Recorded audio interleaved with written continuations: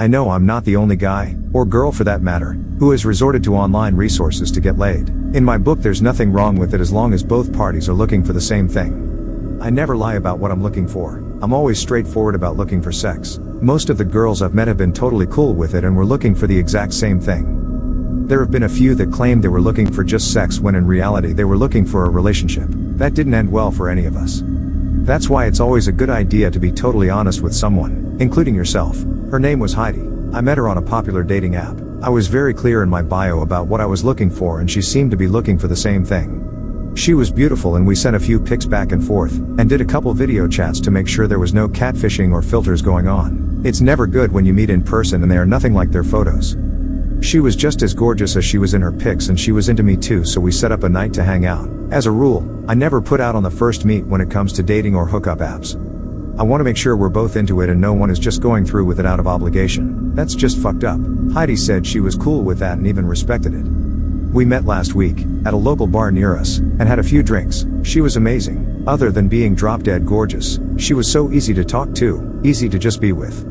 She flirted like a pro, and had me regretting my rule of no sex. We ended the night with a kiss before she left in an Uber. I couldn't wait until Friday when I'd see her again, this time at her apartment. I brought a bottle of Fireball whiskey, her favorite, and some bearskin condoms, my favorite. Her apartment was on the 8th floor. The elevator was out of order, so I was stuck taking the stairs. The apartment building itself was not too bad, but it had a strange smell that permeated the entire place. I hoped her apartment didn't smell like that.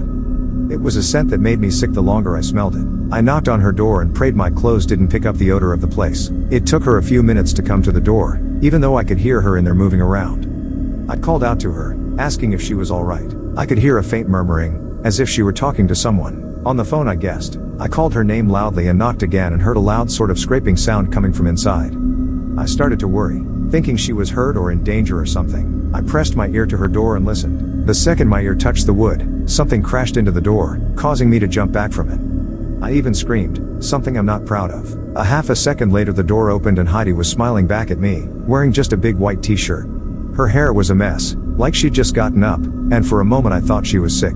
I was about to ask if she wanted to reschedule, but she jumped into my arms and pulled me into a tight hug. She smelled funny, like something damp and old, but not as awful as the smell in the building. I thought I could at least tolerate it for a few hours. She grabbed me by the hand and pulled me into her apartment, leading me to the sofa. It didn't smell inside, but that was possibly due to the dozens of candles she had lit all over the apartment. I guess she was trying to cover up the stink of the building, and didn't want to bring it up in case it embarrassed her. She pushed me onto the sofa, a bit harder than I'm into, but I went along with it. I asked if she was okay, but she just smiled and licked her lips in an attempt at being sexy but totally missed the mark. She stood in front of me, swaying to music only she could hear, her eyes trained on me unblinking. I was watching her move, trying like hell to enjoy it, but it just felt weird to me. Something about her felt off. "You're hot." "I'm hot." "Sexy sex," she said, her voice much deeper than it had been previously. "Yeah," I said, stupidly. This shit was weird. What can I say? "Eat me," she moaned, roughly lifting her shirt. I might have gone through with it if her belly hadn't looked like she was 9 months pregnant. It's not like I have anything against pregnant women, but she wasn't pregnant when I'd last seen her the week before. And it looked painful, hard and swollen, and bulging in some places. It was an immediate turn off. "You look like you're not feeling well. If you want to call it a night and do this another time, I'm cool with it," I said, trying not to sound rude. She made a sound, a cross between a burp and cough, and quickly squatted and threw up on the floor, a dark black or red liquid that smelled just like shit in the building. At that point I was pretty much done, and sure she was either high or very ill. I jumped to my feet and started asking if she needed me to do something. "Call someone, anything." She looked up at me grinning, her pupils almost as large as her eyes, and growled, "Look, I don't know if you're on something or not, but sex isn't going to happen tonight," I said. She jumped to her feet so fast I dropped my fucking keys I'd been subconsciously holding in my fist for protection. I went to pick them up, ready to bolt the hell out of there, but she scooped them up before I could even bend down. "Give me my keys. I want to leave," I said sternly, holding out my hand. She laughed, deep and throaty, and held up my house key, staring at it like it was something she'd never seen before. "Heidi, I'm serious. Give me the damn keys," I said, no longer caring how rude I sounded. I was on the verge of calling the police, when she did something I'll never forget.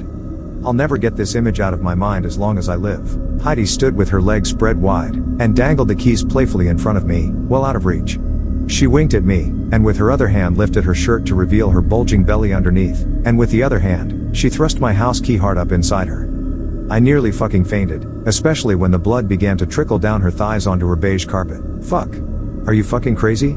I screamed. She laughed again, continuing that same horrific thrusting motion. For a split second, even though she was smiling, I could see her eyes full of fear and pain, silently pleading with me for help. I backed up to the door, my hand fumbling to open it. I didn't want to take my eyes off her, not for a second. Want to see? She giggled, and she opened her mouth so wide I thought her jaw would snap. I stared at her in frozen horror, watching as something creeped up her throat, resting on her tongue. Two pale fingers wiggled in the back of her mouth, the nails painted a pastel blue. I screamed, trying to twist the lock on the door. Heidi snapped her mouth shut and smiled. She lunged for me, grabbing my arms and pushing them against the door as she brought her head closer to mine. I screamed for help, and tried pushing her off, but she was stronger than I was. I thought I would die in that smelly-ass apartment, but I was able to wrestle out of her grasp and somehow managed to get my keys from her. I pulled the door open, and booked it down the hall. I looked back only once, to see Heidi standing in the doorway, her face twisted in an expression of rage. I ran down the steps, falling more than once. I got to my car and got the hell out of there. I called the police, but I didn't know exactly what to say. I just said a girl was harming herself. I didn't hear back from them or Heidi. I stopped using apps to meet women, although it's not a sure thing that I won't run into something like that again. I drove past her apartment last night, just out of curiosity. The building is no longer being used, and has been boarded up for some contamination. But something from the windows was watching me as I drove by, smiling down at me from the 8th floor. I'm terrified now and thinking of moving, because I never did find my fucking house key. Come on bro, just download it. There's so many hot girls on this app, Mark pleaded, swiping through a barrage of attractive women to prove his point. Look, I just matched with one. I'm telling you dude, it works. I had always been leery of dating sites, but I'd be lying if I said my curiosity wasn't piqued. I don't know man. Tinder? It's an obvious Tinder knockoff. Plus, I don't know if I'm ready to put myself back out there just yet. Mara really screwed me up, I retorted, hoping that not so subtle jab at my ex would thwart his attempts to persuade me. Okay, how long has it been now? 6 months? You gotta move on. You're a great guy and any girl would be lucky to have you. Just because you picked one bad apple from the bunch doesn't mean they're all rotten. Pulling at my heartstrings, you sly bastard. I'll consider it, alright? Fuck yeah. You won't regret it, Jason. I downloaded the app later that night.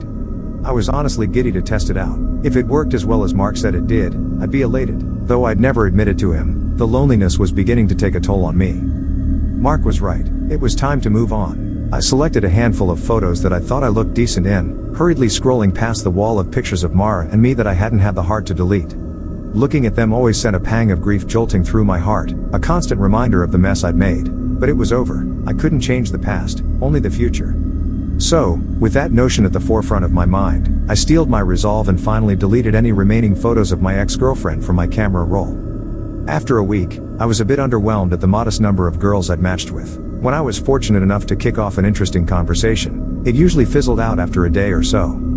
Give it time. You just got back in the game after 2 years of being off the market. You've got to give yourself a chance to learn how to talk to girls again, Mark advised. Here, let me see your phone. I'll try to give you some pointers to set you in the right direction. I sheepishly handed it to him. Come on dude, you can't simp over these girls. Hey, you're really pretty isn't going to get you anywhere. Okay, what do you start off with then? Johnny sins. I start off with a cheesy pickup line. Sometimes it makes them laugh and it's not a bad way to break the ice. Which one do you use? I queried, hoping to pilfer his. I start off with, are you a parking ticket? Because you have fine written all over you. But you can't steal mine. You have to find your own. He smirked. Ugh, fine, I'll see what Google has to offer. After perusing the internet's bountiful selection of awful pickup lines, I settled on a mildly corny one and began to implement it. The pickup line did little to bolster my already lacking self-esteem. I was feeling dejected, nearly ready to give up on the app altogether, when a notification lit up my screen. Tinder, you got a match. My heart fluttered. I hurriedly typed in my passcode and opened the dating app. New match, Jessica. I started swiping through her pictures. Jessica was drop-dead gorgeous. I had no recollection of ever coming across her profile in the first place, but I knew I had to make a move on her. Alright Jay, you got this, I muttered. With nothing original coming to mind, I copy-pasted the pickup line from my latest failed conversation and pressed send. I waited with bated breath for a response. She replied almost instantly, ha ha ha, that's a good one. Thanks cutie. My heart skipped a beat. I messaged back right away, a little desperate, I know, but hindsight is always 20/20. She didn't seem to mind though. Jessica and I really hit it off. I didn't understand why such an attractive girl chose to talk to me out of all people, but I crammed the thought deep in the recesses of my mind. It was really working. I was actually having a great conversation for the first time since downloading the app. After a couple days, I mustered up the courage to ask Jessica on a date. She enthusiastically agreed and we exchanged phone numbers. I called Mark to give him the good news. Okay, admittedly I may have called him to gloat a bit over my imminent success, but that's beside the point. That's awesome, bro. See, I told you the pickup line thing would work. I have to hand it to you, man. I can't believe I'm saying this, but you were right, I admitted, much to Mark's satisfaction. Glad to be of service, kind sir, he replied in his goofiest British accent. Haha, you're a goon. She wants me to meet her at her place this Saturday. Dude, that's great. You've still got a couple days to prepare, so just play it cool until then and you'll do just fine. You're right, I just hope I don't screw things up. Don't worry, man, you got this. I believe in you, Mark doted, trying to boost my confidence. I really hope you're right. That night I had one of the most vivid dreams of my life. I was alone in a dark house that I didn't recognize. The luminescent glow of the television was my only light source. I wearily stood. I felt tired. So tired. As if I was underwater with cement blocks strapped to my feet. I blearily called out into the encompassing black, "Hello, is anyone here?" I didn't expect a response, so a twinge of fear and confusion pulsed through me when a soft soothing voice emanated from deeper in the home. "In here, baby," she sang, enticing me to follow. I moved as quickly as my heavy feet would allow, clumsily making my way to the hall. "Where are you?" I shouted.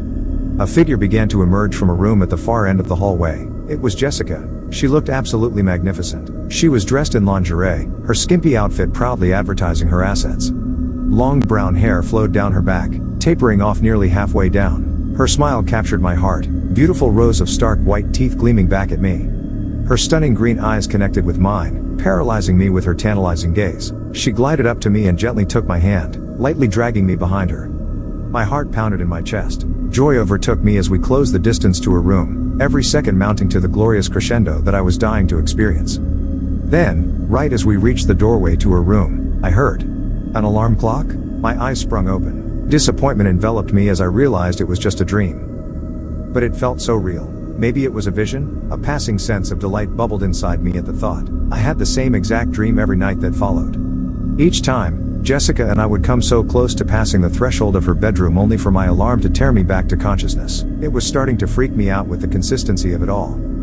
I reasoned that because Jessica was on my mind all day, my dreams were reflecting that. I tried not to dwell on it and focus on mentally prepping myself to meet Jessica in person. The days leading up to our date were full of anxious anticipation. When the day finally came, I was a bundle of nerves. I made sure to look my best, applying extra deodorant to mask the foul stench of the nervous sweat I was certain would come. I left my house a few minutes before 8, shooting Mark a text to let him know of my departure. I pulled into the driveway and messaged Jessica to let her know that I'd arrived. She instantly replied and told me to let myself in. I thought it was a little strange that she wasn't going to greet me at the door, but I ignored the notion and timidly approached the house. Sweat began to pool above my brow as I pushed open the front door. Once I stepped inside, I froze in utter shock. It was the same house from my dreams. Everything matched even down to the brown splotch on the carpet. Hey, I'm here, I stuttered, announcing my presence. In here, Jay baby. Jessica's sweet voice floated from within the house, luring me further in. I cautiously trudged into the eerily familiar hall. And there she was. She looked even more gorgeous than she had in my dreams. That long brown hair cascaded down her shoulders. Her petite frame was flawless. Her minuscule amount of clothing clung to her perfect features in a way that only worked to embellish her even further. Her smile stunned me as I stared transfixed into her glistening green eyes. She stood seductively in the doorway, beckoning me closer. My legs involuntarily drifted toward her and in a matter of seconds I was standing before the radiant enchantress I'd been so eager to meet. She slipped her soft palm into mine, interlacing our fingers, and pulled me into her room. She led me straight to her bed where she adopted a promiscuous position atop the covers.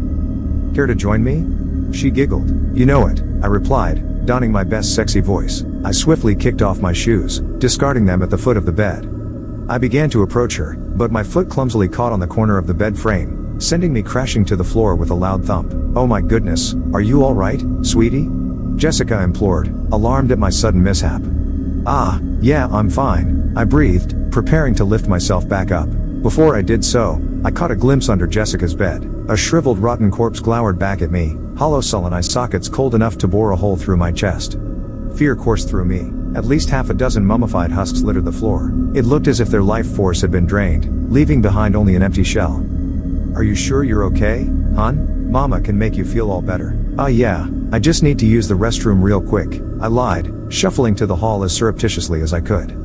It's down the hall and to the left. Hurry back now, sweetie, she uttered, a tinge of impatience seeping into her words. Oh, I will. Once she was out of sight, I bolted to the front door, not caring that I'd left my shoes behind. I jumped into my car and floored it out of there, tires squealing as they grappled for traction. Jessica tried calling me repeatedly afterward. I blocked her number and deleted Kinder.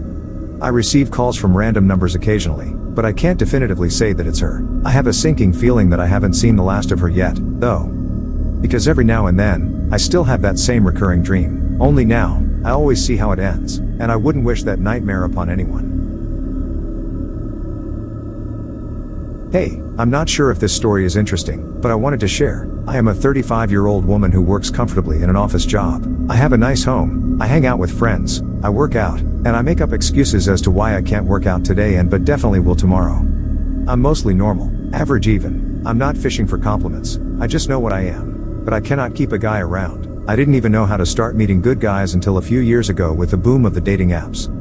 Just in case this is being read years in the future, or the past, who knows what's gonna happen, but in the mid-2010s it became totally normal to meet people online for all various levels of intimacy. You want a simple date, there's an app. You want a full-on relationship, there's an app. You want to just hook up, no worries, there's an app. All up and down the line. And most of the time it was alright. Occasionally you'd find someone who was looking for more or less than you, but most of the time it was just fine. The worst, of course, were the liars and the lunatics.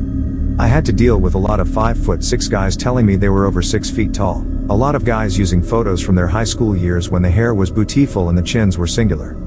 Not that I have an issue with any of these, just don't try to hide it. Now, just so you know about me, I'm a normal looking girl. I'm not going to turn heads and I'm not going to make you divert your eyes in disgust. Like most women, I wish I was taller, thinner, had better boobs and a bigger ass, etc. But I also love to eat and not work out, so you know, what can I expect?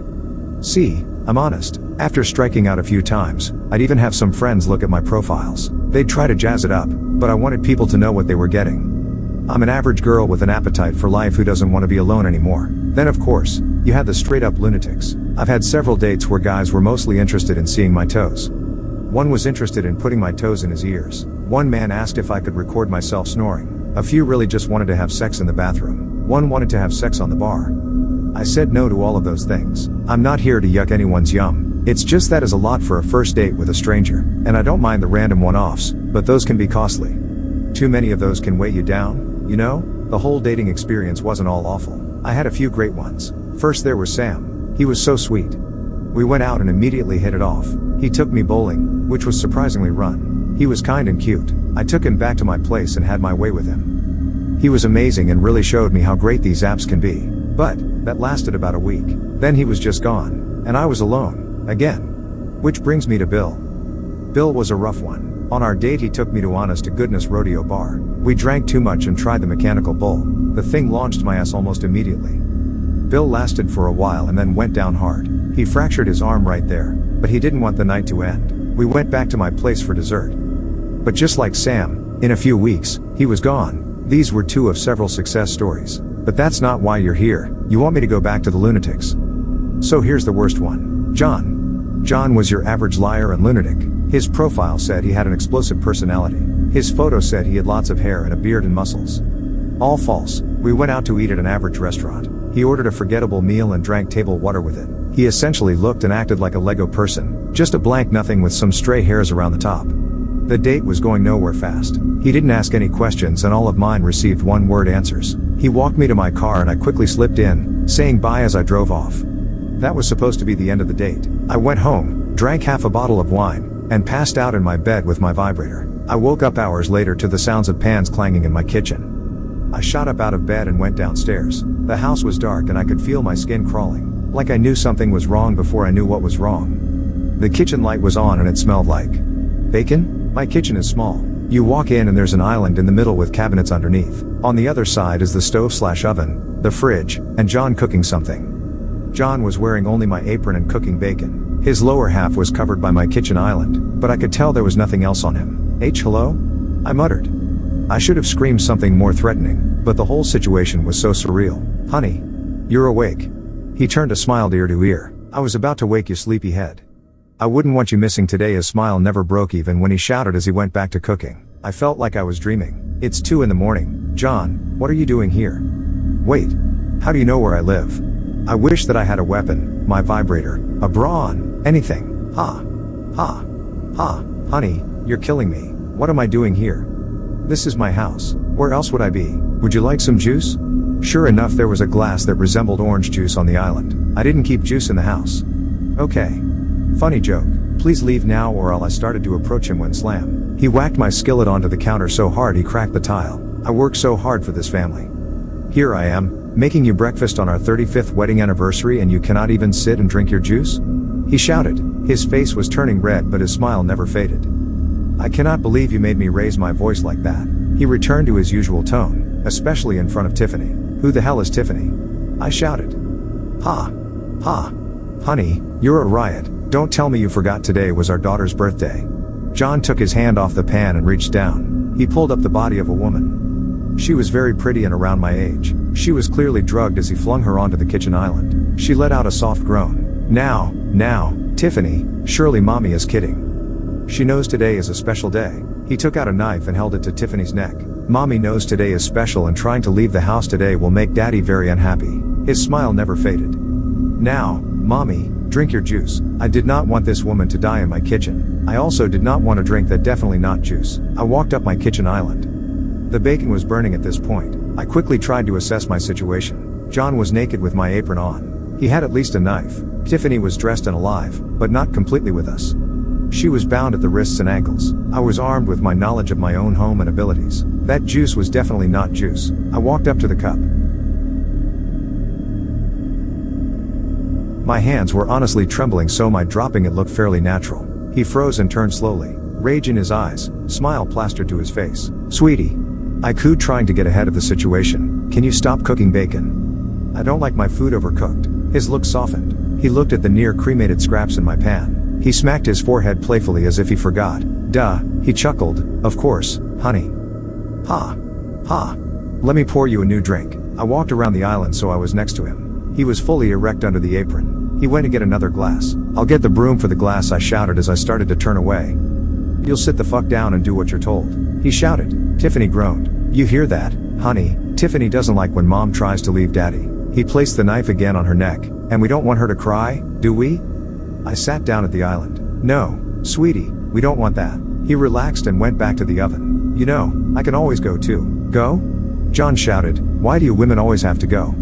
I'm trying to make a beautiful Christmas dinner and everyone always wants to go. He threw the replacement glass against the wall. Honey, it is a mess in here. Pick up the glass with your fingers while you still have them. I froze in shock. Now, he shouted. I jumped and started to pick up the tiny shards of glass.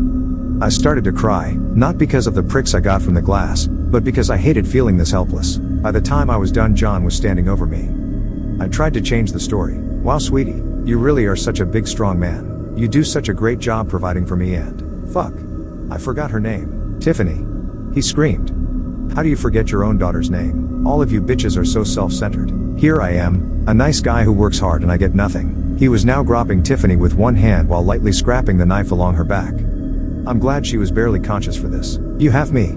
I screamed again, trying to play along. I did not want anyone to die in my kitchen. You have me in this beautiful house that you built. He stopped with the knife and took his hand off her. He never stopped smiling. It's time for my present, he hissed. For our anniversary? No. It's my birthday. John again shouted. He went into a brief rage and sliced Tiffany's cheek. She started to wake up a bit. I can't believe how awful of a wife you are. Do you know how many other women have died because they weren't special like you? So many. His face was blood red, but he never stopped smiling. But you're just like all the others, and I need to teach you a lesson. I need to give you my present. He grabbed Tiffany by the hair and dragged her. He grabbed my hair and did the same. He opened the door to my pantry and slammed it shut. He dragged us into the living room, but a car drove by, illuminating the room for a moment. No, not in here, he muttered. Where can a man do some thinking around here? He shouted. He started to rub his still hard dick on Tiffany's face through my apron. The basement, sweetie, at the end of the hall. I stammered. I know where my own goddamn basement is, you slut. He shouted back. He dragged me and Tiffany into my basement. He had trouble opening the heavy door, but he managed. I knew the game was almost up with him, and if something didn't happen soon, I would be dead. He kept muttering to himself about how underappreciated he is. After decades of hard work trying to build a family, this is how you treat me? I had one last move to pull. Sweetie. We were just kidding. Tiffany and I didn't forget about your birthday. Your present is in your man cave. I indicated the door in the basement. He stopped holding the knife to Tiffany, who was starting to come around. It is? He was puzzled, but then remembered his own sick fantasy and corrected himself. Of course it is, he said pleasantly. He dragged us over to the door. And this present better be everything I want. He caressed himself and licked the knife. You'll see, I don't want to ruin the surprise. I spat out. Let's go. As a family. He dragged us to the door. I want to always remember this perfect moment. He stopped talking when he opened the door and the light automatically turned on. What the fuck? He let go of Tiffany and me and started to dry heave. The cold air of my walk-in freezer wafted over us, as did the smell. I took this opportunity to lunge, mouth open, and took a bite out of his throat. I gulped it down and he looked at me in shock. I grabbed what little hair he had left and yanked him back like a Pez dispenser. I took 2 more big bites out of his neck and let him fall to my floor. Like I said, I don't like my food overcooked. John clearly was not expecting to see the bodies of my previous dates. There were a few in there. Most of them have been eaten down to the bone, but I recognized Billy by his broken arm. As John convulsed gurgling blood, I took another bite out of his neck. I'm an emotional eater. I now had 2 problems. The first was that my freezer was getting full from these dates and I hate to see food wasted. First world problems, I know. The second was Tiffany. While the poor girl should not have been dragged into this, she not only saw my pantry full of dead men but saw me eat a guy. As a feminist, I've never eaten a woman before, so I don't know what to do. Tiffany, who was now fully back with us, started to talk. Okay, Tiffany muttered, now I understand why you didn't call the cops. I chuckled in acknowledgement. I just want to go home, Tiffany said as she undid her bindings. I didn't see anything. I don't know you, I don't know where I am, and I just want to leave. My name isn't Tiffany, you don't know me. We are strangers. I just worked with that guy. He used to leer at me every day. We had a company happy hour and that dickless shit drugged me. He threw me in a trunk and called me Tiffany. I don't care what you do with him. She started to stand up. Just let me leave. I will never come back. Swallow him whole, if you can. No one will miss him. I remained silent, contemplating the ifs. She started to back away and then turned to run. She was still a little drugged, or she might have been faster. She made it to the stairs before I got her. I took her down swiftly and aggressively. I immediately bit her ankle tendon to keep her from running. I then dug into her midsection teeth first. I was so stuffed when she finally stopped squirming that I had to undo the drawstring on my PJs. I didn't want her to die in my kitchen. I didn't mind if she died in my basement. She knew John. Even if she didn't tell anyone right away, there's too much of a connection. And while he was eaten is a tough story to sell to law enforcement. If he gets reported missing and they reach out to people in the office, and if someone saw John and Tiffany leave and only one comes back, it could be enough to crack her. I would have to move, and how many houses have a storage freezer in their soundproof basement? In this economy, it would be a whole thing. Eating Tiffany just made things easier. Sorry, Tiffany, but you had to be dessert. I woke up the next morning in a haze. I was in food coma and bloated as hell. Thankfully it was a Saturday, so I had the whole weekend too. Meal prep. While cooking John, I rummaged through his wallet. I found a business card indicating that he worked in an office park across town. I drove his shitty car there, walked a few blocks, and then ordered a cab home. I'm sure John and Tiffany will be reported, but there's nothing to connect them back to me, just like my other dates. I then spent the rest of the weekend cleaning and eating. John might have been the worst, but he tasted amazing. Even though I like to spread out my dates, every time I thought of what John did to me, I would eat more of him. Even if I was already stuffed. Like I said, too many one-night stands can really weigh you down. Tomorrow, I'm definitely going to work out. I also updated my online dating profile. I am now fully open to meeting up with women. Tiffany was also delicious, and the way I figure it is that as a feminist, I'm an equal opportunity eater, and couples, you know, for cheat days. Sure, I may be different, but at least I'm not a liar. I'll admit it, I'm lonely. I recently moved to a new state where I don't know many people, and, as an autopsy technician, my workplace isn't exactly ideal for meeting people. That's why I decided to try online dating. I signed up for just about every site I could find, with little to no luck. The women only wanted me to view their webcams, or only wanted a free meal, or they flat out weren't my type.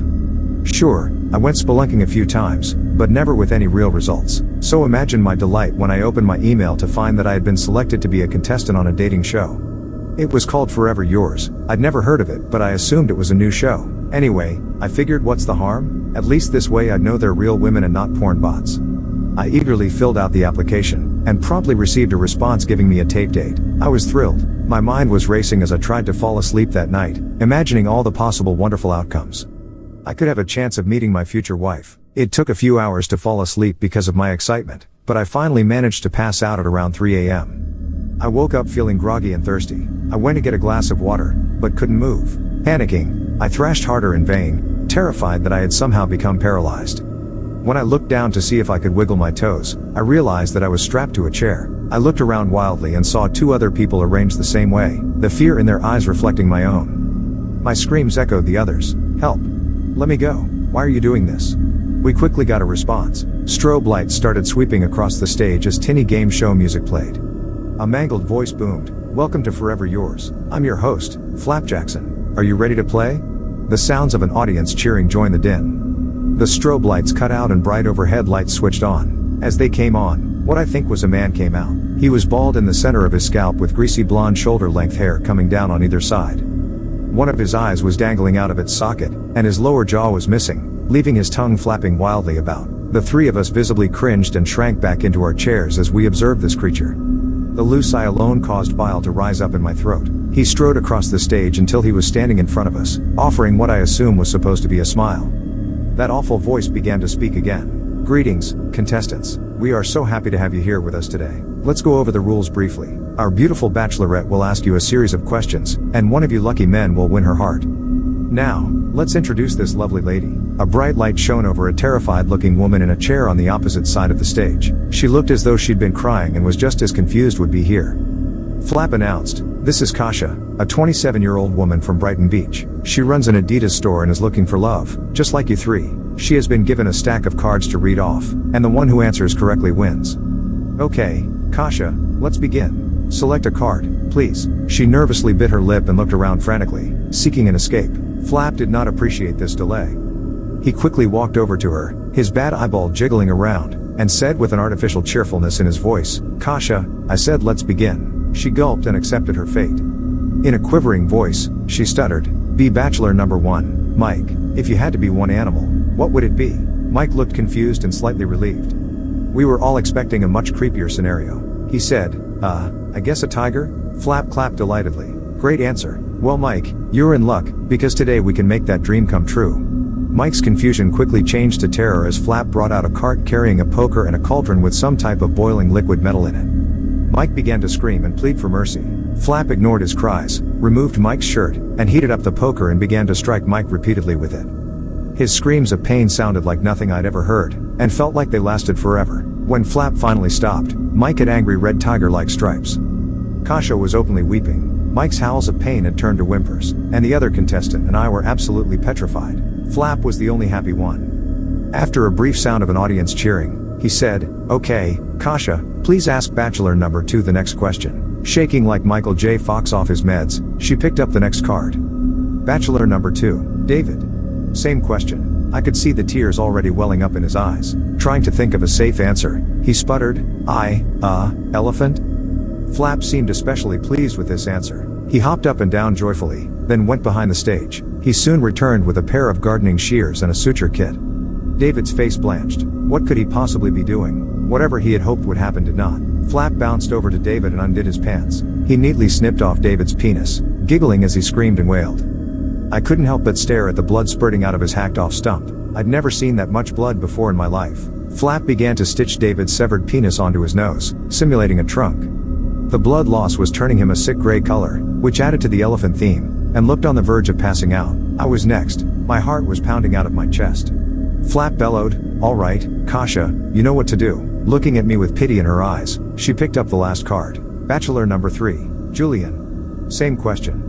I could feel the blood draining out of my face as my brain frantically tried to come up with an answer that wouldn't maim me. I thought about it longer than the other 2, to the point of the silence being awkward.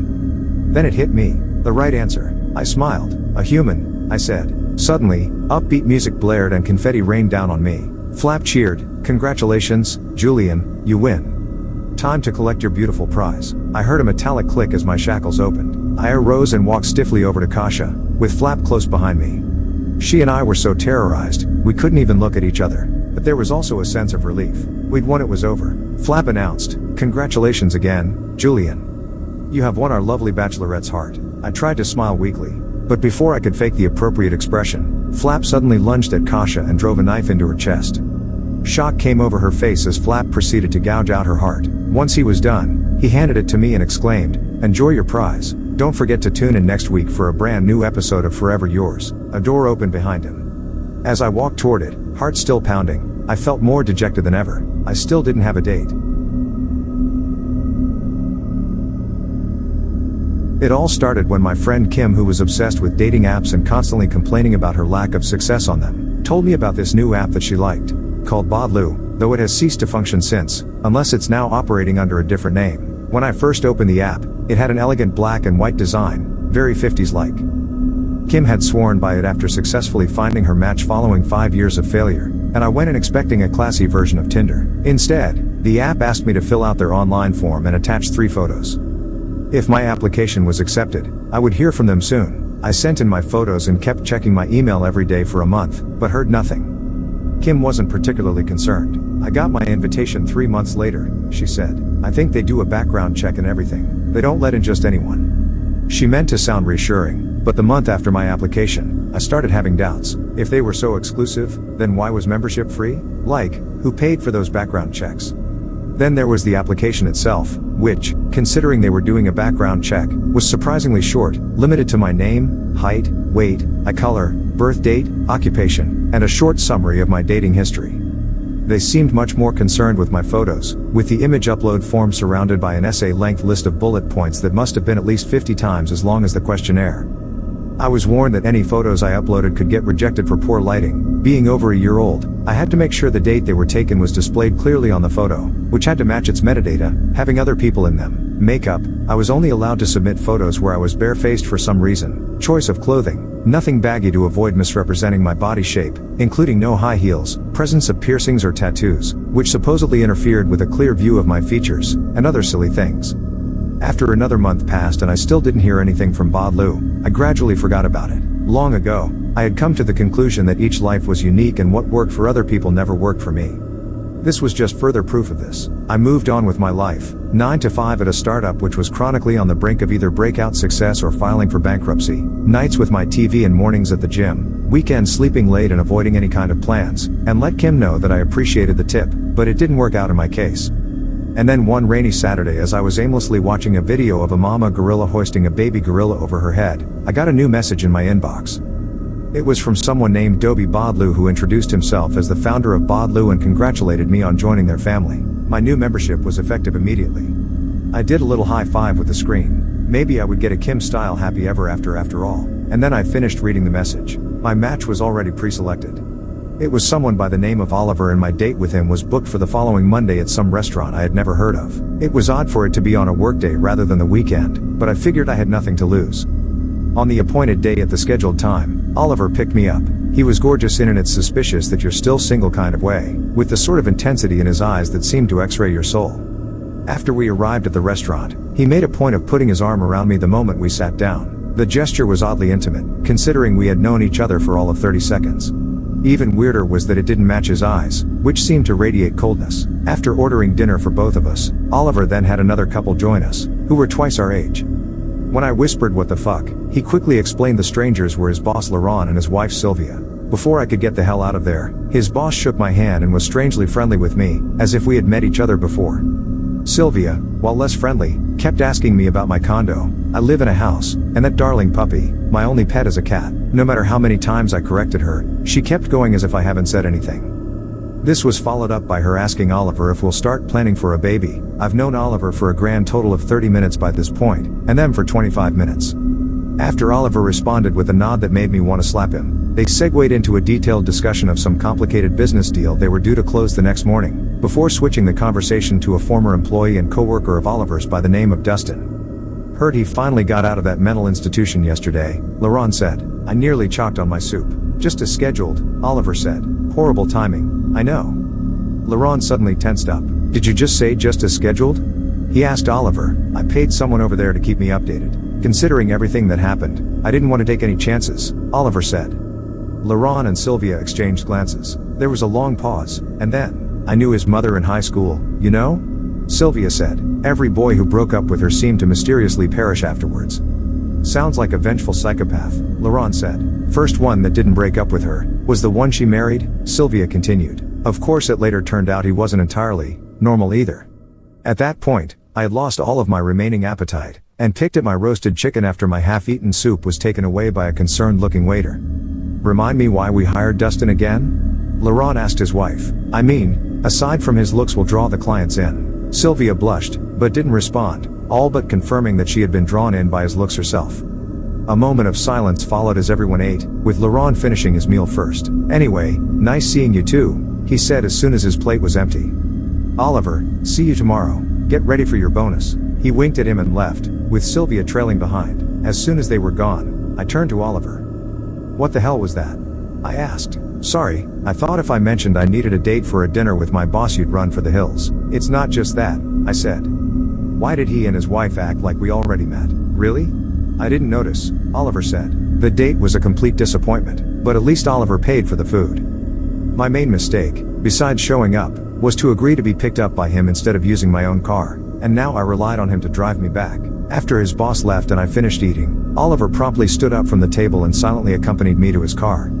During the drive, I suddenly became wildly sleepy to the point that I could barely keep my eyes open. I no longer trusted Oliver, but remaining awake was becoming so hard. Did he put something in my drink? But not in front of his boss, surely? Probably before. But why? Before I could further analyze what the hell was happening, I fell asleep. When I came to, it was inside his spacious house filled with chandeliers, impressionist paintings, and marble floors. I found myself on the couch, still dressed in my outfit from the restaurant, with Oliver sitting nearby and typing something on his laptop. The moment I opened my eyes, he stood up and brought me a glass of water. "No, thank you," I said, refusing to take it for fear it was drugged as well. "You were dehydrated and passed out in my car," Oliver said, "but suit yourself," and drank the glass in front of me. I stared at him. Okay, so this particular drink wasn't drugged, but that still didn't explain why I, as he put it, passed out in his car. "I want to go home," I said.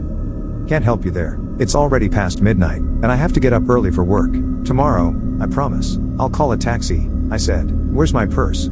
Oliver pointed to the opposite end of the couch where I had slept, and I quickly grabbed it, but my cell phone was not inside. "What the hell? Did you take my cell phone?" I couldn't keep my fear out of my voice. "Excuse me?" Oliver remained his unshaken self. "My cell phone. It was in my purse. It's not there anymore." Oliver raised an eyebrow, but didn't say anything. "So give me your phone, then," I said. "The battery's dead. I just put it on charger." "Landline?" "Sorry, I only use my cell phone." The longer I was around Oliver, the more he gave me the creeps. The problem was that it was too dark outside to see clearly where I was going, and a quick look out the window revealed that Oliver's house sat on a somewhat isolated plot of land. Then there was the matter that I didn't even know where I was. Since I had fallen asleep before we got here, there was no guarantee I would be safer outside than inside. "Listen, we'll figure it out in the morning. In the meantime, you can stay in the guest bedroom," Oliver said casually. There was not much choice for me at this point, so I reluctantly followed him to a bedroom on the second floor, which was located at the head of the stairs. After briefly showing me around, he left, closing the door softly behind him. When I got a good look around, I realized the guest room where he left me in fact looked nothing like a guest room. It was much too personal, with a closet full of women's clothing, frilly pink curtains, and a calendar hanging above the bed with handwritten notes in the margins. But it was when I opened the nightstand drawer while trying to find some tissues that I came across a picture frame that had been tucked away. As I prepared to put it back, I caught sight of the picture inside, and gasped. It was a picture of me on horseback. Or rather, someone who looked like me, since I never wore this particular outfit, and had no idea how to ride a horse. Oliver was also in the picture, holding the hand of a little boy and smiling up at the horse. And then, just as I was putting the picture back into the drawer, I saw something else underneath it. A crumpled up piece of paper that I slowly unfolded. It turned out to be a note, handwritten in all caps. "You can hide, or you can sit, but I'll find you, and you know it." Underneath the text was a grotesque hand-drawn illustration of a stick figure with long hair and a bow being ambushed by a hooded figure. I put the note in my pocket and closed the drawer, but it was useless trying to fall asleep after that, as a series of horrible thoughts entered my mind. What if Oliver was Dustin and his boss and boss's wife were actually his crazy parents? How could I know for sure that all three of them hadn't just been released from the mental institution? Maybe Oliver had been terrorizing his wife who had escaped and had found me as his next victim. And here I was, in the middle of nowhere, stuck in the house with him in the middle of the night, with no phone and no immediate way out. Forget about sleeping. I jumped up from the bed and was about to burst out of the room, when I heard a creak outside the door, causing me to freeze mid-movement. "Oliver?" I called out, but there was silence, followed by a louder creak. A moment later, The doorknob began to quietly turn. Definitely not Oliver. I could hear my heart thudding in my ears as I checked to see if the door had a lock, but there was nothing there. So I did the only thing I could think of. Just as the door slowly opened, I dove under the bed. "Mommy." It was a child's voice, probably the same boy as the one on the photo, looking for his mother. I immediately relaxed. "Mommy, where are you?" It was louder this time. Poor thing. I reluctantly crawled out of the bed, hoping to avoid scaring the kid too much by my presence. Maybe we could search for Oliver together and I could at least ask him about the woman in the photo, the one his boss must have mistaken me for. And then I screamed. The visitor was a fully grown man that had tricked me into thinking he was a child. He was wearing a dark gray latex mask and gloves, with the rest of his body hidden behind a gray latex suit. As he stared at me, I almost screamed. The irises of his eyes were blood red and seemed to glow in the dark. "Arissa," he said the name in a mocking tone of voice, finally sounding like his real age. It was clear this was someone he really hated. But it wasn't my name. "I'm not Arissa," I yelled, just as I noticed what he was holding an axe in his hands. He froze for a moment, looking me over. "I'm not Arissa." I repeated. "I don't even know her, or Oliver for that matter, whom I just met for the first time today through a freaking online dating site, okay?" He didn't respond, but continued blocking my way out of the room. Where the hell was Oliver? We stood there for what felt like an eternity, before he spoke again. "I don't believe you." And then before I could properly process the words, he launched at me. The axe missed me by mere inches, with reflex taking over and saving me at the last moment. But the nightstand to my right was now irrevocably ruined, cracked open by the blow of the axe. As the masked stranger tried to retrieve the axe, I ran the hell out of there, almost slipping down a flight of stairs. Oliver had turned all the lights off, so it was hard to see.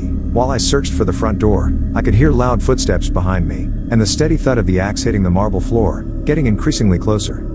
Oliver's house was more like a mansion, and I was getting more lost by the minute. Just as it became clear that the masked stranger would reach me before I reached the front door, I slid into the room closest to me and softly closed the door, so he wouldn't hear.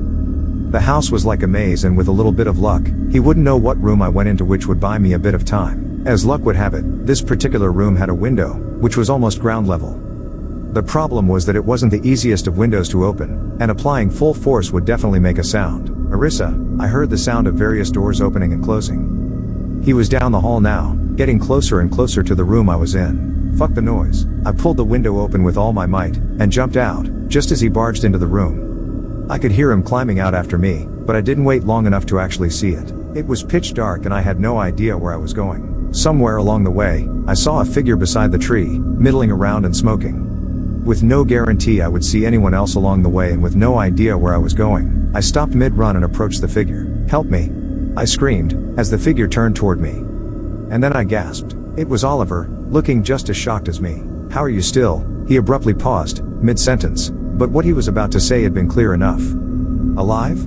I finished for him. "You did this all on purpose, didn't you?" But before Oliver could respond, I saw the glowing red eyes just inches from us, wielding the axe high up in the air as the gloved hands aimed for the kill. Another moment and he would. Oliver screamed, just as I jumped to the side. The axe grazed him, before the stranger raised the axe for a second blow. Oliver tried to shield himself with me, but at the last moment, I somehow managed to duck away again, slipping out from under his sweaty palms a semi-second before I heard an ear-splitting crunch, followed by Oliver howling in pain. I didn't wait around to be next, screaming as loudly as I could to attract the maximum amount of attention despite the midnight sky being my only companion. I ran without having any clue as to where I was going. I have no idea how long I kept running, until I finally somehow managed to reach the main road. A gray Honda Civic stopped right in front of me, hitting on the brakes so loudly that I shrieked. "Oh dear. What were you doing running out into traffic like that?" The question came from a middle-aged woman in the passenger seat, while her well-dressed husband in the driver's seat cursed under his breath. "I need to get home, please." I gave them my address, desperately begging them to not drive away from me. The husband really wanted to, but the wife looked sympathetic. "We'll get you there, honey. And no more drugs, okay? It never ends well," she said. I didn't bother correcting her. All that mattered was that they had agreed to get me the hell out of there, and for that I was grateful. After giving them my address, I got into the back seat and closed the door. The husband started up the car and I put on my seatbelt. A little longer, and it would be all over. I closed my eyes, allowing myself to exhale in relief as I heard the sound of the engine running. A moment later, the car began moving. By this point, I was feeling so tired that I almost fell asleep again. Almost. For minutes later, the car abruptly braked. Probably traffic light, I decided, but opened my eyes anyway, just as I heard the man's voice. "Another hitchhiker, damn it. One more, and I swear I'll..." The rest of his sentence was drowned out by the sound of the woman next to him opening her door. "I'm sorry, I got a little lost." I looked up at the speaker. It was an elderly man, apologizing to the woman. "That's all right, do you need any help?" The woman asked. "We might as well give you a ride." The elderly man gazed at them, before his gaze found me in the backseat, and then it stopped, staying on me for a moment too long. Or was I just growing paranoid? "Thank you," he said after a long pause, before opening the back door and sitting down next to me. A moment later, the car started up again. But this time when we began moving, I felt a creepy sense of uneasiness, the reason for which I couldn't firmly put a finger on. As the car gained speed, I couldn't look away from the elderly man, unsettled by the way he kept staring at me. While the car drove on ahead and the dark road became better lighted, the night light streamed in from the window and for the first time fully illuminated my fellow passenger's face. The first thing I noticed was that the elderly man's face looked somewhat unnatural. The skin was wrinkled, but in the wrong places. The face had almost a frozen quality to it, like a mask. And then I saw the red eyes. I screamed so loudly that the man slammed on the brakes, barely missing a lamppost. A moment later, his outraged wife got out of the car and proceeded to kick me out. So distracted was she while screaming at me and calling me a drug-addled schizophrenic as we were standing on the side of the road, that she failed to notice as the back door opened behind her. So lost in his own thoughts was the husband, cursing about how much he was wearing out the brakes and how expensive it would be to replace them, that he missed the moment when the elderly man opened up his coat and pulled out an axe. Only at the last moment did the woman finally turn around, letting out a blood-curdling scream of her own. A moment later, 2 cars pulled to a stop beside us after the axe attracted attention. While the driver of the first car yelled something frantically into her cell phone, a group of 3 men got out from the second car and started heading in our direction. After a moment of hesitation, the elderly man shot me one last sinister look before finally dropping his axe and running away like a man several decades younger, vanishing behind the dark woods along the road. // I finally got home hours later, after telling the couple driving me home the whole story. They urged me to file a police report and even offered to go in with me, but all I wanted to do was to put the whole nightmare behind me. I had barely closed my front door, when the phone rang. It was Kim complaining about not being able to reach me on my cell phone and asking me about how yesterday's date went. But when I finished telling her about the absolute disaster that meeting Oliver had been, her answer surprised me. "You know, I always thought there was something off about that dating site," she said. "Excuse me? I was only on there because you recommended it." There was a little pause, and then, "It just took so damn long for Bodlu to respond to my application and there were so many damn rules about only submitting authentic photos, whatever that means, that at one point I almost gave up. But at least it did hook me up with this rich old guy, Evan. The dates were like something out of a fairy tale. Or would have been, if the people around him didn't keep mistaking me for his niece." I stared at the phone as Kim continued. But the real funny thing was that when I finally got around to Googling his niece, who actually did look similar to me, it turned out that she had vanished. So weird, right? "Kim, where are you right now?" I gripped the phone. "Where would I be? With Evan, of course. We're on his yacht. Get the hell out of there," I said. "He probably killed his niece and is using you to cover it up." There was a pause, as I waited Kim to respond, and then her phone was disconnected. It took me a while to piece together what had happened on my own date. Since Oliver had avoided providing his last name and his boss had been introduced by his first name only, I called up the restaurant where we had shared the dinner and pressured them into giving me Oliver's full name. He had paid for the dinner with his credit card, and I pretended I wanted to pay him back. With Oliver's name in hand, I was able to find out the company he had been working for through his LinkedIn profile, as well as track down another employee who had it listed as his active employer. A man by the name of Dustin. From there, I went through the rest of my search results. Putting in Dustin's full name alongside the company's name yielded a photo of what he looked like in real life, surprisingly attractive but expressionless, with soulless eyes hidden by blood-red contact lenses, alongside a local story about him stalking the wife of a coworker after briefly meeting her at the company Christmas party and becoming obsessed with her. The wife's name had been Arissa and her husband Oliver had tried everything to get Dustin fired. None of it worked, until Dustin threatened to sabotage a major deal their company was due to sign off on that had been put together by Oliver, if Arissa didn't sacrifice herself to him. That threat, combined with him turning up at Oliver's residence multiple times in a goblin costume, was what had ultimately landed Dustin in a psychiatric facility.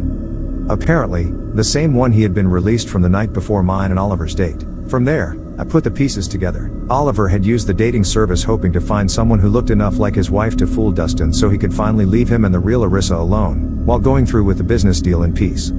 Inviting me to the restaurant had been a test. If his boss believed I was indeed Arissa, then Oliver would drive me to his house where crazy Dustin could finish whatever sinister intents he had, without Oliver paying the price for it. The real Arissa would be safe and sound, while his employer would sign off on the deal scheduled for next morning. with Oliver receiving his bonus. It was a win-win, for everyone but me. I then thought about Kim's situation. If Oliver only pretended to date me so he could pass me off as his wife and Evan dated Kim so he could pass her off as his niece, then what was the real purpose of this dating service? Impulsively, I logged onto the Badloo platform and searched for their contact information, but the only information provided was that of its founder, the enigmatic Dobie Badloo. The same one who had sent me the welcome email after months of silence following my application submission. I took a chance and emailed him my horrible dating story, adding that after my conversation with Kim she had abruptly stopped answering my calls and I had no idea if she was safe or not. Dobie never responded. I began to wonder if he even ever existed. A day later, the Badloo site was abruptly taken down, replaced by a page not found message. Despite using different search engines and combinations of keywords, I was never able to find it again, with all traces of it scrubbed off the internet. Repeat emails to Dobie led to my emails being returned as undeliverable. I then tried to file a police report, but I had no witnesses and no proof I even used the site other than my welcome email, which the cops were quick to dismiss. Since the site was no longer active, one of them told me there was nothing much they could do. But what about Kim? I had asked them, to which they shrugged their shoulders. No one else had reported her missing and they had no jurisdiction over international waters. I continued arguing with them, but it was useless. As far as the police was concerned, no website, no crime. No body, no crime. It was only while redoing the keyword search for the 1000th time during one drunk Saturday evening after unsuccessfully trying to track down its parent company, that I finally understood the real purpose behind the dating service founded by Dobie Badloo. It had been there all along, but in anagram form, body double.